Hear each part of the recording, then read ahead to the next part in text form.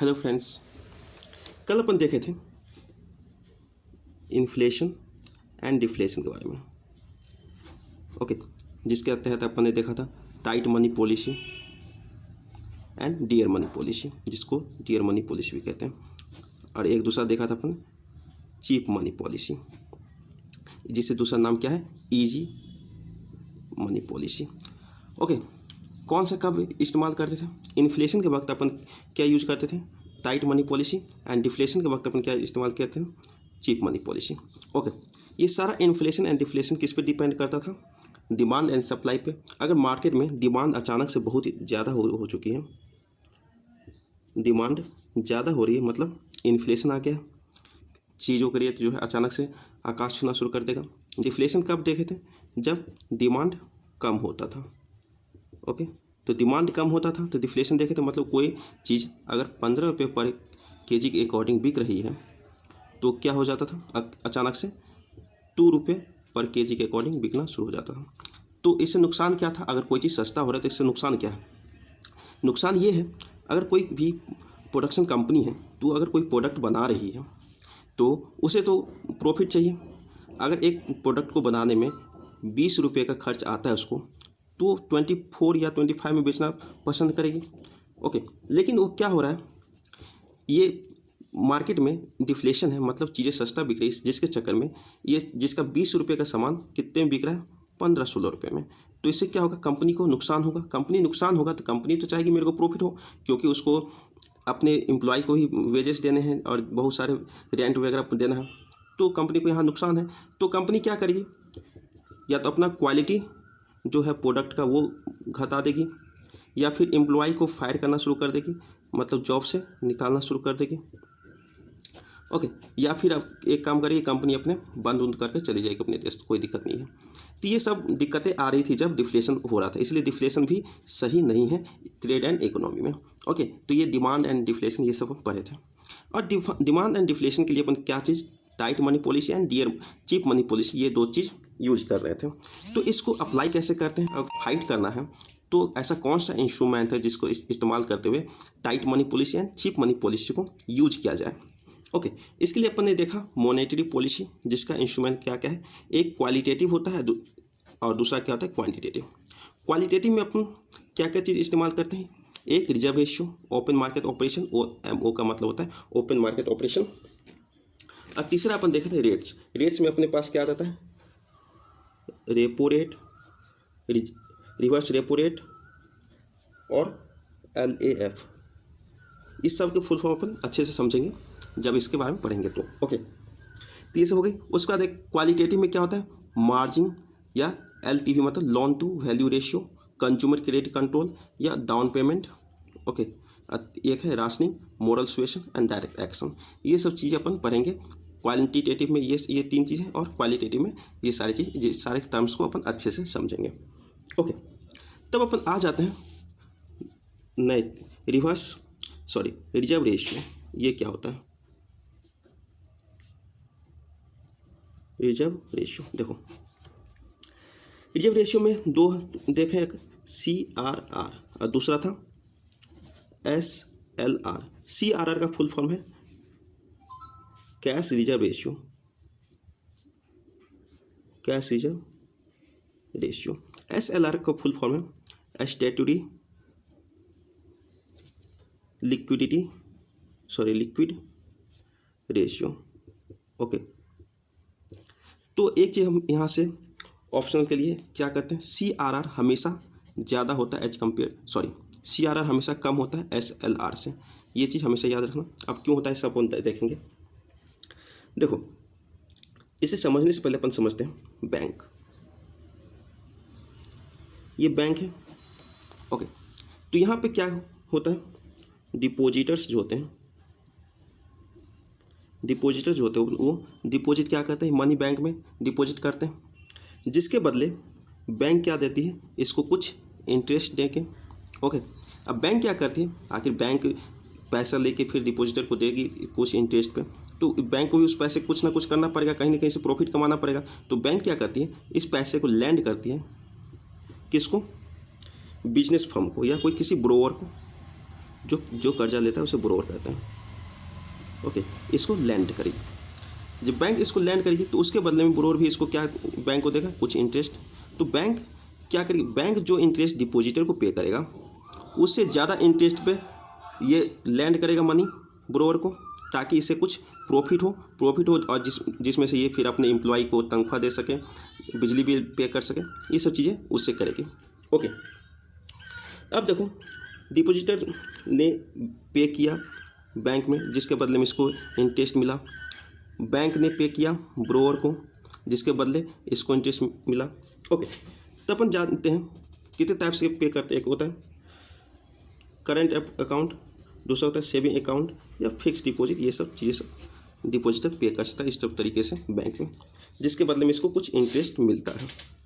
Okay, तब CRR और SLR ये सब किस पे, हर बैंकों पे लागू होती है रखने के लिए। ओके, तो CRR क्या होता है, मान लेते हैं CRR 4% है और SLR 22% है। ओके, तो इतना परसेंट अमाउंट बैंक हमेशा अपने पास रखती है। ऐसा क्यों रखती है, क्योंकि अचानक से कस्टमर को पता चला कि बैंक डूबने वाली है, मज़ा नहीं आ रहा, तो क्या करेगा, कस्टमर अचानक से बैंक के पास आएंगे, अपना पैसे निकालना शुरू कर देंगे।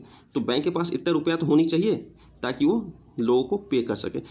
इसीलिए बैंक क्या करती है, अपने पास हमेशा CRR और SLR के फॉर्म में पैसे एकत्र रखती है। ओके, तो इसका मेन मतलब क्या हो, बैंक रन से बचाने के लिए क्या रखा जाता है, CRR और SLR। अब एक चीज़ समझते हैं, CRR SLR जो देखे अपन 4% रखते हैं, 22% रखते हैं, ये किस चीज़ पे लागू होता है, किस चीज़ का इतना परसेंट है। तो उसके लिए अपन को पहले समझते हैं liability of bank.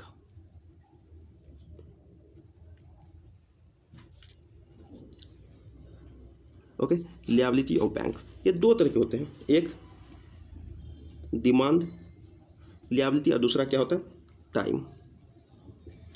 Okay, demand liability में क्या अपन देखते हैं, एक CA SA। ओके, CA मतलब करंट अकाउंट, SA मतलब सेविंग अकाउंट। और टाइम लिएबिलिटी में अपन देखते हैं फिक्स्ड डिपॉजिट, बैंक के पास जो कोई भी पैसे जमा कराते हैं तो करंट अकाउंट में करेंगे तो उसे डिमांड लिएबिलिटी बने, या सेविंग अकाउंट से अगर करते हैं तो उसे डिमांड। टाइम लिएबिलिटी मतलब फिक्स डिपॉजिट करते हैं बैंक में।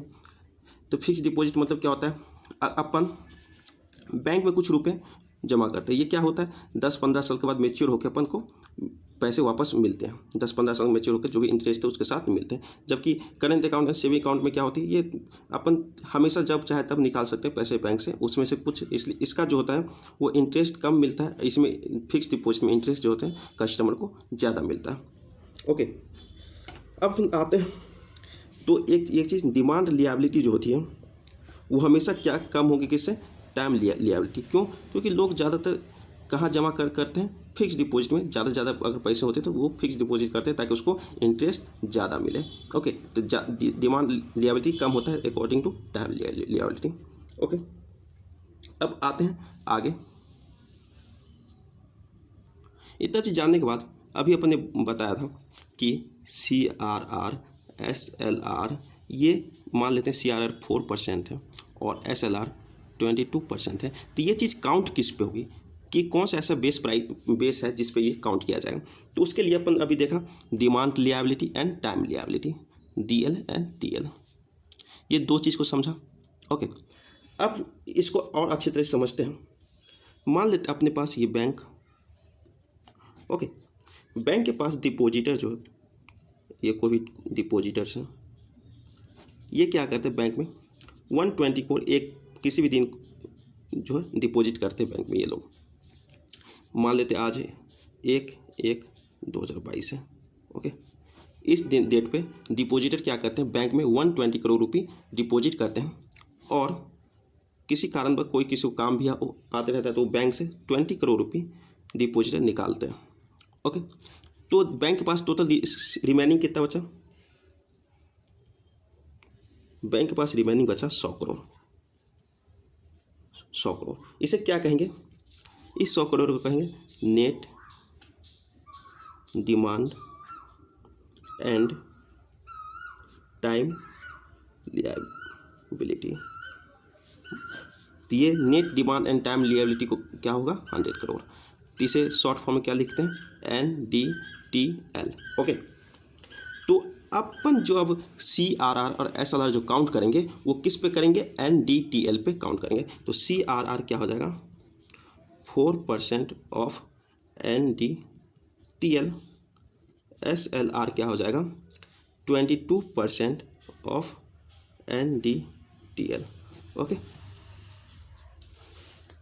तब ये तो समझ के आप कहाँ से टाइम लिएबिलिटी, डिमांड लिएबिलिटी और net demand and time liability के बारे में अपन जाना, और CRR और SLR कैसे काउंट करते हैं और किस अमाउंट पे काउंट करते हैं वो भी अपन देख चुके हैं। ओके, अब देखते हैं जरा CRR और SLR के बारे में। जो CRR है ये प्रॉफिट मेकिंग मनी अमाउंट नहीं है। ये जो CRR होता है ये बैंक अपने पास कैश के रूप में रखती है, और ये इस पे अपन क्या करते हैं, कोई भी प्रॉफिट नहीं, मतलब इसको कांट लैंड, इस पैसे को अपन लैंड नहीं कर सकते, किसी को दे नहीं सकते। तो जब दे ही नहीं सकते इस तो प्रॉफिट इस पे क्या होगा, इस रुपये पर कोई भी प्रॉफिट नहीं होगी। जबकि हम SLR को बात करें, SLR पे अपन कुछ प्रॉफिट कर सकते हैं, ले सकते हैं, क्योंकि इसको या तो अपन कैश के फॉर्म में कोई भी बैंक अपने पास रख सकता है, या तो गोल्ड इस रुपये से गोल्ड परचेस कर लो, या RBI अप्रूव्ड सिक्योरिटी खरीद लो इससे। ओके, तो SLR के जो रुपये रहते हैं 22% के आसपास, उससे अपन या तो उसे को कैश के रूप में रख सकते हो बैंक में, या फिर गोल्ड बाई कर सकते हैं, या फिर RBI अप्रूव जो सिक्योरिटी है वो खरीद लो, जिस पे अपने को कुछ इंटरेस्ट मिल जाएगा। तो इससे पे क्या होगा, प्रॉफिट अपन अर्न कर सकते हैं। ओके, लेकिन इसको किसी ब्रोवर को अपन लैंड नहीं कर सकते, ये रुपया अपने पास इस फॉर्म में रखना है। ओके, तो SLR पे अपन कुछ प्रॉफिट कर सकते हैं, CRR पे जबकि अपने को कोई प्रॉफिट नहीं मिलता है, उसको कैश फॉर्म में अपने पास ही रखना होता है हमेशा। ओके, अब इस चीज़ को थोड़ा अच्छे से समझते हैं, CRR SLR से अपन इन्फ्लेशन डिफ्लेशन में को कैसे कंट्रोल कर सकते हैं। जरा देखो, अपन दो सिचुएशन को एक साथ देखेंगे। Okay, inflation case situation number 1, case number 1। Okay, case number 1 में अपने पास NDTL net demand and time liability जो है वो है 2 करोड़ रुपया। किसी भी बैंक के पास NDTL 2 करोड़ रुपया। यहाँ पे सिचुएशन क्या है, CRR SLR ये 0% है, मतलब ये CRR SLR अपने को नहीं रखना। ओके, तो क्या करती बैंक के पास जो 2 करोड़ रुपया है वो बैंक तो किसी को लैंड करेगी, मार्केट में पैसा चलाना है तो उसको मार्केट में पैसा देगा ब्रोकर को, तो ब्रोकर उसके बदले में तो बैंक बोलती है कि मैं लोन दूंगा, तो लोन पे कितना परसेंट ले रहा है बैंक, इंटरेस्ट 10%। 10% अगर लोन पे इंटरेस्ट ले रहा है तो उसको टोटल इंटरेस्ट कितना हो गया, 10% ऑफ 2 करोड़ हो गया 20 लाख। ओके, बैंक को कितना पैसे मिल रहे हैं, 20 लाख रुपए। अब सिचुएशन नंबर 2 को समझते हैं, केस 2। केस 2 में क्या समझते हैं, यहाँ पे CRR SLR ये कर दिया गया कितना, 50%, मतलब आपको जितने पैसे हैं उसका 50% आपको CRR SLR के फॉर्म में रखना है। अब देखते हैं, जब 50% अपन CRR SLR कर दिए तो NDTL कितना बचा, उसको लैंड करने के लिए रुपये कितना बचा, 1 करोड़। 1 करोड़ रुपया तो उसने CRR SLR के फॉर्म में रख दिया, तो बैंक के पास सिर्फ और सिर्फ 1 करोड़ रुपया बचती है जिसको वो लैंड कर सकता है मार्केट में, मतलब मार्केट में ब्रोकर को दे सकता है। तो अगर 10% अगर इंटरेस्ट रेट जो है वो 10% ही रखा जाए तो 1 करोड़ पे उसको कितना परसेंट मिलेगा इंटरेस्ट, 1 करोड़ ऑफ 10% ये हो जाएगा 10 लाख, ये मिलेगी उसको, बैंक को सिर्फ 10 लाख रुपया मिलेगा। इस कंडीशन में बैंक को कितना मिल रहा था, 20 लाख। इस कंडीशन में बैंक को कितना इंटरेस्ट मिल रहा है, सिर्फ 10 लाख। बैंक को अपने भी बहुत सारे काम करने रहते हैं, जैसे अपने एम्प्लॉय को सैलरी देनी रहती है, बिजली बिल देना रहता है, या फिर अपने जो मकान है उसका किराया भी देना रहता है, ये सारी चीज़, ये खर्चा भी चलाना रहता है बैंक को। तो बैंक को चाहिए 20 लाख रुपया, लेकिन अभी वो उसके पास सिर्फ और सिर्फ 10 लाख रुपया अर्न हो। तो बैंक क्या करेगी, बैंक करेगी अपना जो इंटरेस्ट रेट है उसको इंक्रीज करके 20% कर देगी। जैसे 20% करता है, 20% ऑफ 1 करोड़, तो बैंक का अर्निंग कितना हो जाता है, 20 लाख। मतलब अब बैंक को कितना इंटरेस्ट मिल रहा है, 20 लाख रुपये। ओके, तो अब बैंक को 20 लाख इस कंडीशन, इसमें भी अब 20 लाख इसमें भी अर्न कर रही है। इससे क्या हुआ, जैसे ही मैंने SLR CRR इंक्रीज किया, इंक्रीज करके मैंने 50% कर दिया, पहले 0% था 50% कर दिया, तो बैंक के पास पैसे कम हो गए लैंड करने के लिए। पैसे कम हुए लैंड करने के लिए, तो इंटरेस्ट रेट जो है बैंक वो ज़्यादा वसूल करना शुरू कर दी। अगर इंटरेस्ट रेट ज़्यादा शुरू कर दी तो लोग जो हैं ब्रोवर आएंगे क्या, बैंक से पैसे लेने के लिए नहीं आएंगे, मतलब बैंक से पैसे लेने नहीं आएंगे, तो डिमांड क्या हो जाएगा मार्केट में, लोगों के पास पैसे ही नहीं रहेंगे, डिमांड क्या होगा मार्केट में, कम हो जाएगा। डिमांड कम होगा तो इन्फ्लेशन क्या हो जाएगी, इन्फ्लेशन कम हो जाएगी। ओके, तो CR और SLR को इंक्रीज करके यहाँ पे क्या किया गया, इन्फ्लेशन को कंट्रोल किया गया। अभी जस्ट कुछ दिन पहले देश में महंगाई बहुत बढ़ गई, तो अब कुछ दिन पहले ही CR और SLR को RBI ने इंक्रीज किया है। तो इस बात से आप समझ सकते हैं कैसे होता है ये सब चीज़ें। ओके, अब इतना समझ गए, अपन अब नेक्स्ट टॉपिक पे आते हैं। अभी जितने पढ़े उसका समरी बना लिया जाए। ओके, तो समरी बनाते हैं तो क्या होता देखते हैं। एक तरफ इन्फ्लेशन है, दूसरी तरफ डिफ्लेशन है। ओके, इन्फ्लेशन के वक्त क्या होता है, RBI क्या करती है, SLR एंड CRR इसको इंक्रीज कर देती है, और डिफ्लेशन के वक्त इसको क्या करता है, डिक्रीज कर देता है। इंक्रीज करने से क्या होता है, इंक्रीज करने से बैंक जो है, बैंक के पास less money left to lend, मतलब बैंक के पास पैसे कम हो जाते हैं लैंड करने के लिए। जब SLR CR में ज़्यादा पैसे अमाउंट रखना पड़ेगा तो बैंक के पास कम पैसे हो जाएंगे, जिससे क्या होगा, इंटरेस्ट रेट जो होगा वो बैंक क्या करेगी, इंक्रीज कर देगी। इसमें क्या होगा, जब डिफ्लेशन के वक्त CRR SLR को कम करते हैं तो बैंक के पास जो मनी है वो ज़्यादा बचेगी लैंड करने के लिए। उस कंडीशन में इंटरेस्ट रेट क्या हो जाएगा, कम हो जाएगा। तो यहाँ पे इंटरेस्ट रेट अगर इंटरेस्ट रेट अगर ज़्यादा होगा तो पीपुल जो है, लोग वो बोरो कम करेगी। ज़्यादा इंटरेस्ट होगा तो पीपल जो बोरो कम करेगी, पैसे बैंक से कम पैसे लेगी, यहाँ पे बोरो ज़्यादा करेगी। तो डिमांड क्या होगा, डिमांड खुद ब खुद इसमें डिक्रीज हो जाएगा, इसमें इंक्रीज हो जाएगा। प्राइसेस जो हैं चीज़ों के वो कम होना शुरू हो जाएंगी, इसमें इंक्रीज होना शुरू हो जाएगी। इससे क्या होगा, इन्फ्लेशन कंट्रोल होगा, और इससे क्या होगा, डिफ्लेशन कंट्रोल होगा। ओके, ये सब चीज़ें अपन देखें। तो इन्फ्लेशन डिफ्लेशन करने के लिए अपने पास एक तो देखा टाइट मनी पॉलिसी, और डिफ्लेशन में चीप मनी पॉलिसी अपन यूज किए थे। ओके, इस कंडीशन में क्या किया था, इन्फ्लेशन में CRR SLR को इंक्रीज किया था, और दूसरे में अपन को डिक्रीज किए थे। तो इस सब चीज़ों से अपन फाइट कर सकते हैं, किससे, इन्फ्लेशन एंड डिफ्लेशन से। ओके, अब इतना चीज़ समझ जाते हैं। अब अपन आते हैं अगला, जो क्वांटिटेटिव इंस्ट्रूमेंट को देख रहे थे। तो पहला अपन रेट्स के बारे में देख लिए, CRR SLR के बारे में अपन समझ चुके हैं। अब अपन आते हैं OMO को समझते हैं, ये क्या है। इसका फुल फॉर्म है open market operation. Open market operation, actually open market operation क्या होता है, ओपन मार्केट ऑपरेशन में क्या कर होता है, RBI जो है वो क्या करती है, या तो परचेस करती है या सेल करती है, किसको, गवर्नमेंट सिक्योरिटी को।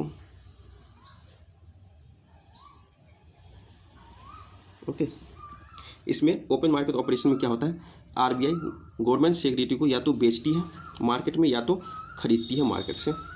ओके, अब ये ओपन मार्केट ऑपरेशन होता क्यों है? देखो, गवर्नमेंट हर साल क्या लाती है अपने पास, गवर्नमेंट हर साल बजट पेश करती है।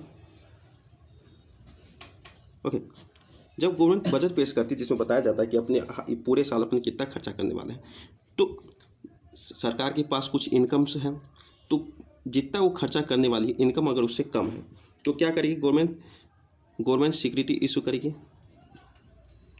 गवर्नमेंट सिक्योरिटी इशू करेगी। ओके, जो गवर्नमेंट सिक्योरिटी इशू करेगी उसको दिया जाएगा आरबीआई के पास, बोलेगा भाई इसको बेचो और अपने को पैसे ला के दो ताकि अपन काम कर सकें, जो भी बजट पेश किए हैं उसको उस पर काम कर सकें, जिसके लिए पैसे की जरूरत है। और आरबीआई क्या करेगी, इस गवर्नमेंट सिक्योरिटी को बैंक को बेचेगी, बैंक को बेचेगी। ओके, अगर बैंक इस गवर्नमेंट सिक्योरिटी को खरीदता है तो उसके बदले में बैंक को क्या मिलेगा, कुछ इंटरेस्ट मिलेगा। ओके, चलो अब देखते हैं आगे। ये हुआ अपना बैंक, ओके, और ये हुआ डिपॉजिटर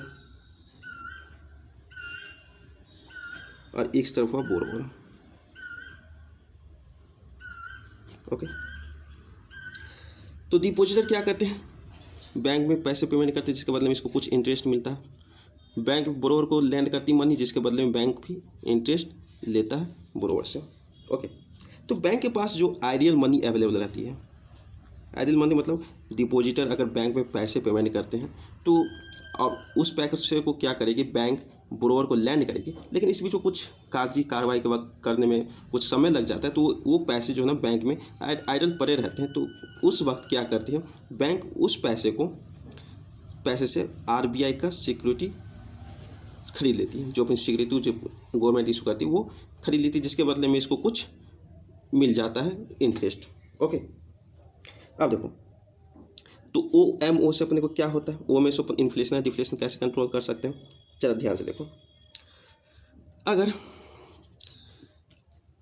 बैंक आरबीआई से, ये रहा आरबीआई और ये रहा बैंक, बैंक के पास पैसा आता है, इसका काम है लैंड करना, लोगों को पैसे देना, बोरोवर को पैसा देना, लेकिन बैंक क्या करी, वो पैसा आरबीआई को दे दिया, आरबीआई से सिक्योरिटी खरीद ली, तो बैंक के पास लैंड करने के लिए पैसे क्या हुआ, कम रहा। बैंक के पास लैंड करने के लिए पैसे अगर कम होता है तो क्या होता है, ये लैंड कम करेगी तो मार्केट में पैसे लोगों के पास कम होंगे, पैसे कम होंगे तो डिमांड कम होगा, डिमांड कम होगा मतलब इन्फ्लेशन कम होगी। तो OMO में क्या होता है, ओपन मार्केट ऑपरेशन में क्या होता है, जब हमें इन्फ्लेशन से लड़ना होता है तो क्या करती है आरबीआई, गवर्नमेंट सिक्योरिटी को बेचती है और डिफ्लेशन के वक्त खरीद लेती है। गवर्नमेंट सिक्योरिटी को बैंकों को बेच देगी, मतलब बैंक से जो पैसा है वो आरबीआई के पास चला गया, आरबीआई के पास चला गया तो लोगों के पास पैसे गया ही नहीं, लोगों के पास पैसे नहीं गए तो मतलब डिमांड कम मतलब प्राइस खुद ब खुद नीचे। तो इन्फ्लेशन के वक्त OMO में गवर्नमेंट सिक्योरिटी को बेचा जाता है और डिफ्लेशन के वक्त OMO में गवर्नमेंट सिक्योरिटी को खरीदा जाता है। ओके, चलो आगे देखते हैं। आज अपन यहीं पर रखते हैं, अगला क्लास में अपन आगे सीखेंगे क्या, रेट्स के बारे में। इस रेट्स में जैसे बैंक रेट हुआ, रेपो रेट हुआ, MSF, LAF, इसके बारे में अपन देखेंगे अगले लेक्चर में। आज यहीं पे फिनिश करते हैं।